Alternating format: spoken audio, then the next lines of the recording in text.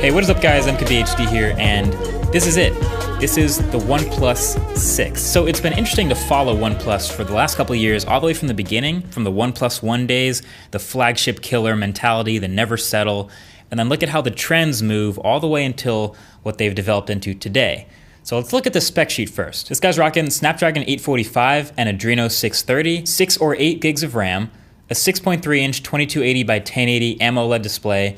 It's got a 3300 milliamp hour battery and dual cameras, a 16 megapixel main sensor and a 20 megapixel secondary camera, and a price tag under 600 bucks. So again, pretty classic OnePlus. They're sticking to their guns of delivering big numbers and impressive specs for a lower than expected price. So with all of that, here are my impressions. And really what a lot of people are gonna have the most strong reaction to, including me, is the new design of the OnePlus 6. So they, just like everyone else this year, have 2018ized their phone. It's got dual cameras, glass back, big screen, and a notch. I mean, that's it. That's just like every phone we've seen in the last 6 months, and probably every phone for the next 6 months. So OnePlus joins that crew, and this is what their version of it looks like. And honestly, I think it looks pretty good.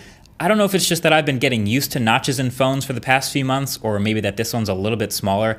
I don't know what's wrong with me, but I think this phone overall looks pretty good. The text and icons go right up to the edge in the corners. The bottom chin is pretty small, so it's not bad.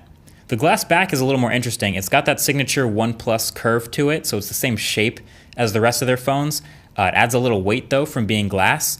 No wireless charging though. That's kind of a turnoff, but that's just the first impression. There's actually 3 different glass back finishes: a mirror glossy back that kind of looks like a ceramic, a soft white with this rose gold metal accent color, and yes, a matte black. Kinda. I mean, it's much more matte than glossy. I'd say it has this kind of a sheen to it in certain lights. It feels more like, I'd describe it like a frosted black glass. But at the end of the day, I'm still gonna put a D-brand skin on it just to hide the fingerprints and add grip to what you get with a glass phone, but that's just me. But continuing on the back, the new fingerprint reader is in the same place, but it's a bit smaller. So you might remember it was a circle on the back of the OnePlus 5T. I liked that. This one has less surface area, and it sits right below the vertically oriented dual cameras that pretty much everyone is adopting now. This dual camera setup is actually kind of interesting though. Usually you just kind of assume when you have dual cameras on the back of a phone, you got your main camera sensor, and then the secondary one's usually your telephoto for portrait mode and 2x zoom, things like that.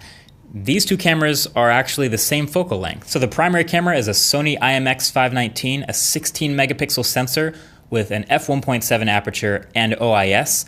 And then your secondary camera is a Sony IMX376K, a 20 megapixel sensor, again at f1.7, and they don't say whether it's optically stabilized or not, so I would guess it's not. So a secondary camera of the same focal length, but a higher resolution for what, sharpness, maybe some detail stuff, I guess, maybe portrait mode help.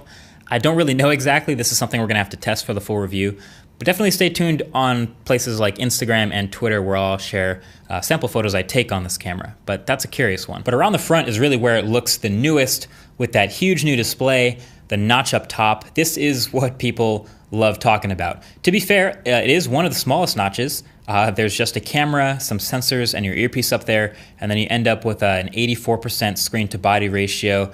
But this is the new design. This is what we're getting in 2018. It's exactly what we expected. So okay, we get it. OnePlus has taken cues and hints from 2018 and other players, and they've updated their smartphone. But they've also actually taken things from what they've done well in the past, and they've stuck to their guns on things like dash charging, on things like Oxygen OS. They kept the alert slider, they kept the headphone jack, and they stuck with 1080p. So Oxygen OS really is great. You could barely call it a skin, but it's one of those few skins on top of Android 8.1 that doesn't try to do too much. So it's near stock, it's always one of the first with software updates, and it has a couple tweaks here and there to make things interesting. They still have the shelf next to the launcher, cool. There's a toggle to hide the top notch if you're not super into that. That's new to Oxygen OS. And this time they've also added gestures if you want to get rid of the buttons at the bottom and fully maximize your screen real estate and do swiping instead. I don't really like this as much. It's not quite as smooth as I would have liked or anywhere near something on an iPhone. That's the reason I'm not using it all the time, but I think this can be improved with software updates. They also tossed in some improvements to the gaming mode as well. There's a dark mode theme, which can do wonders with that AMOLED display.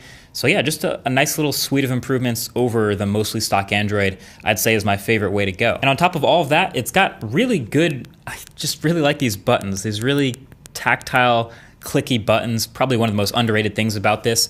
Bluetooth 5.0, and did I mention it keeps the headphone jack? Like, this thing checks a lot of boxes. So basically these cameras and the battery life are the two things that need to be deeply tested, but I can tell you right now, after I've used this phone for the past couple days, and it is a really promising one. It's fast, it's smooth, it does a lot of the things well that I hope a phone does well, and it's just those last couple things that we'll see about. But for those of you wondering, I will be doing a full review of the OnePlus 6. People were asking that. That's definitely happening. But so far, so good. Let me know what you think. Till the next one, thanks for watching. Peace.